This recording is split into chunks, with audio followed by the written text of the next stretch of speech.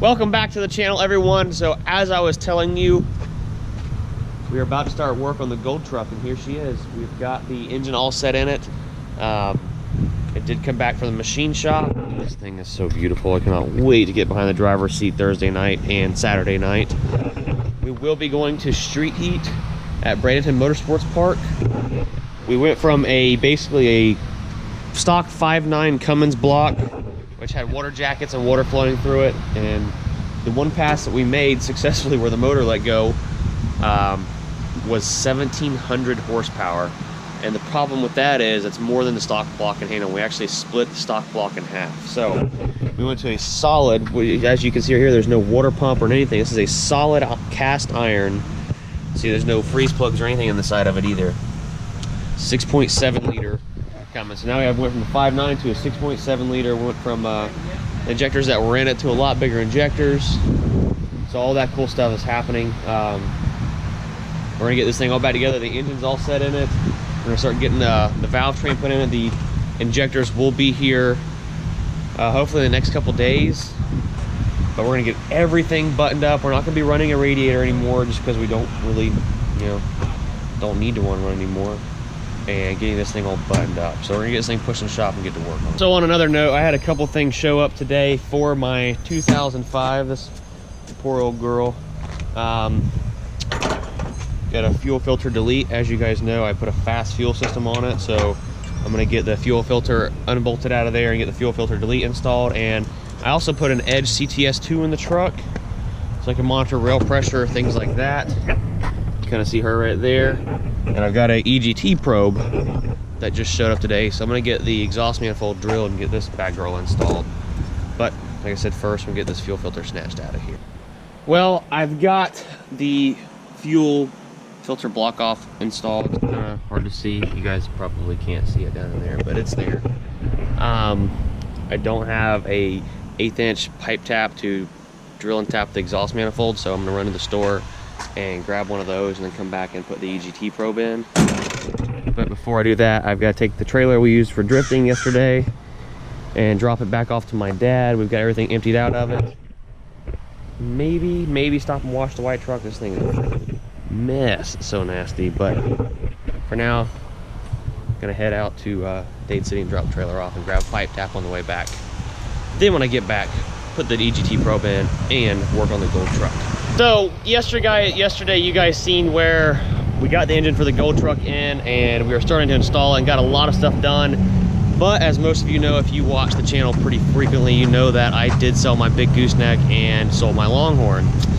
So I've been borrowing my dad's trailers, borrowed his big gooseneck and his little gooseneck, but I don't really need a gooseneck. I just need something that's kind of wide enough to fit the race trucks, or really any truck between the fenders, and drive it on a trailer. I didn't really need a great big long trailer anymore. So today I decided to go out and I bought me a new bumper pull trailer, kind of a race trailer. It's nice, and it's standing right here behind me. I'm going to show it to you guys. So here she is. She's a load trail, 20 foot. Most trailers are right at 80 inches between the fenders, and this one is actually like a mild race trailer, and it's actually 83 inches between the fenders, and all of our race trucks are 81 inches, so they will fit right on. This wood on here is really nice. It's like a rubber, so it's non-slip, and it's also got these nice tie downs. So this will work out great for tying down the race trucks and everything else. It is a 6-lug, 5,000 pound axles, which is gonna work out freaking great. And it does have a nice box up here that I can put my straps in and most likely cut a hole in the front of it. And I do have a huge 12,000 pound winch that I'm gonna get mounted up to it. But welcome back to the channel, guys. We're gonna get into today. I'm actually got Michaela with me. She sold her truck last night, and we went to look at a truck last night. It was really just a huge piece of shit 7.3 with a lot of rust under it.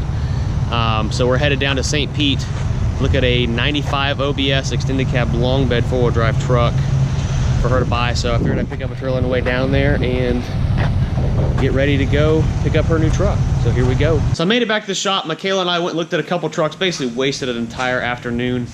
The 7.3 OBS we went and looked at was just completely rusted to shit. It was a piece of junk. And then every other truck we literally found on Facebook or Craigslist was just junk. Like, people were asking crazy money for these just absolutely piece of shit trucks, and I feel like I've been robbed because a lot of the trucks that I've sold in the past have been really good trucks for cheap money, and it's I don't know, I guess it just blows my mind, but we got a lot of stuff done. The wiring harness is all on the new engine in the gold truck. A lot of the wiring's done. We ripped out all the wiring that I put in there. Gray's Performance has actually next day aired us a custom built wiring harness. We did a little bit of trading on some ECM, so make sure you guys check him out. I'll put a link in the description below to his Facebook page. Sorry, I'm all itchy, it's just really hot in here. Make sure you check him out. We'll definitely be doing a video when that thing shows up. He built the wiring harness that's on the engine now.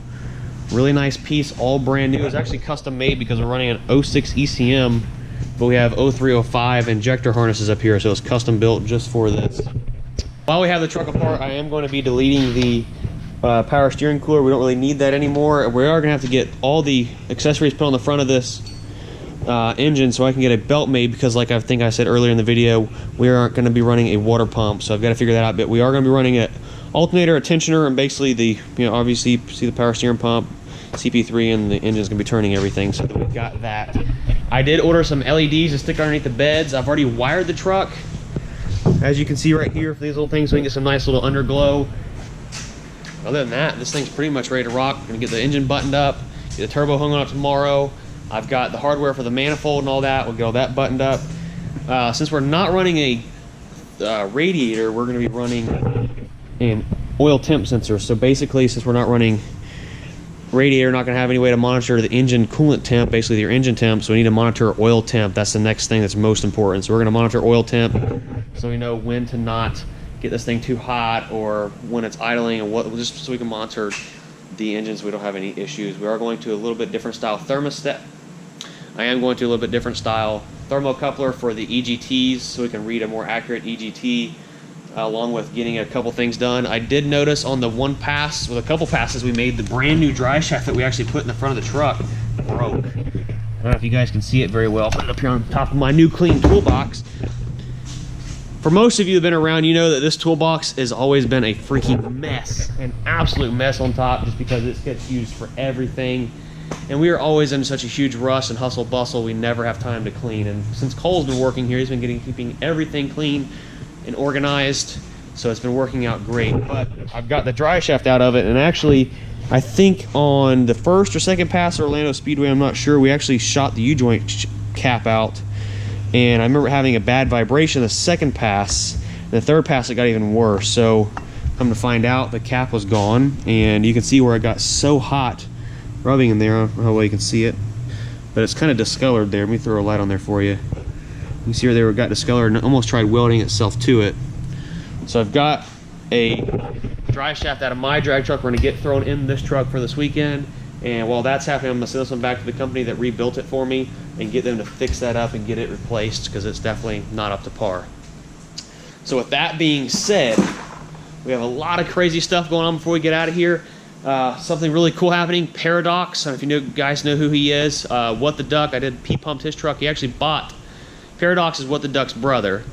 So he actually bought What the Duck's truck, his P-pump 24 valve that I P-pumped, gosh, it's almost been a year now, maybe at least 9 months ago. So he will be down tomorrow night. It's got a couple oil leaks. We're going to be going over that and figuring out, it's freaking it's love bug season. If you guys aren't from Florida, love bugs suck ass. He will be down tomorrow night. We're going to be fixing a couple oil leaks on his truck. He's going to be riding with us to Streetcar Takeover of Atlanta. But this is all the work we have this week. We are extremely busy. These are all trucks that are waiting on parts we've got to get done before we leave, and these are all trucks we still need to take a look at. So a lot of you guys that may have trucks here that watch the videos, I appreciate you guys being extremely patient, because this is our workload right here, plus trying to get the drag truck done. This is fun, it's a toy, but it's also a customer, so it's not just us goofing off and just trying to have a little bit of fun. It's also for a customer, so lots of work that has to get done. Sorry for the shitty lighting over here, but one of my good customers, Chris McKee, dropped off a short block Cummins right here. It's actually a little bit of a built motor. It's got stock pistons, but it does have, I think, either 12 valve rods or billet rods, and it does have a girdle and Hamilton cam in it over for us to rebuild. It had a couple problems with the valves. I think they might have had some valves on it that were a little too big, kissing the top of the cylinder bore, but he wants us to go through and completely rebuild it. So in the coming weeks, we will be tearing this one completely down, going through it and trying to, well, not trying to, I'm going to assess all the damage and get him some kind of a written quote and let them know what it's going to take to fix it. So another cool project is just rolling in the shop. And I swear it's like Ford's week. There's a 6.0 right here. We got a 6.0 right there. Got a couple more 6.0s out in the parking lot, and we've got a Hemi truck. Every once in a blue moon, we do work on gas trucks. This one actually has the problems with the AC inside the dash, so I'm going to most likely replace the evaporator in that.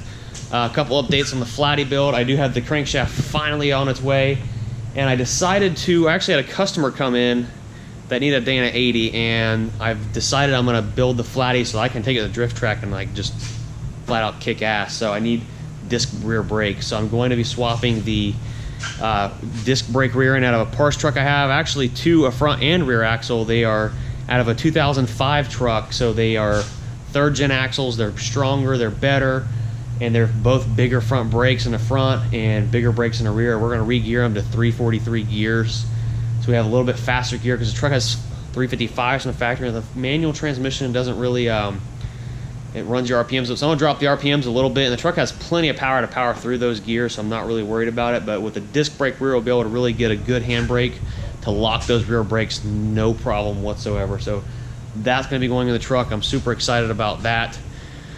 That's pretty much a lot of updates on this upload. I apologize, no action, but for sure the next upload will be this beast firing up with the new engine in it, fresh back from the machine shop. And What the Duck, not What the Duck, Paradox, What the Duck's brothers will be here with What the Duck's P-Pump 24 valve. Well, he bought it, whatever, you understand what I'm saying here. He'll be here tomorrow, so the next upload you'll see him showing up, us checking his truck out, see what kind of oil leaks it's got.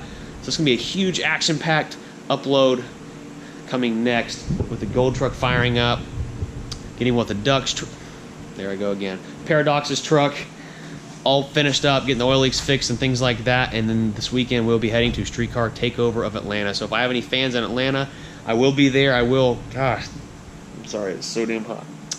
I will be there with the booth. I will have some hats and stuff and some keychains set up. So if you guys are interested and want to stop by and buy some of that, be sure to check us out. Just look for the huge Diesel Life, SUNCOAST, and Fast Fuel Systems tent. And of course, you cannot miss this truck from a freaking mile away. So, with all that being said, make sure to like button, drop a comment down below, and I hope you guys really like that badass new trailer because it is freaking mint.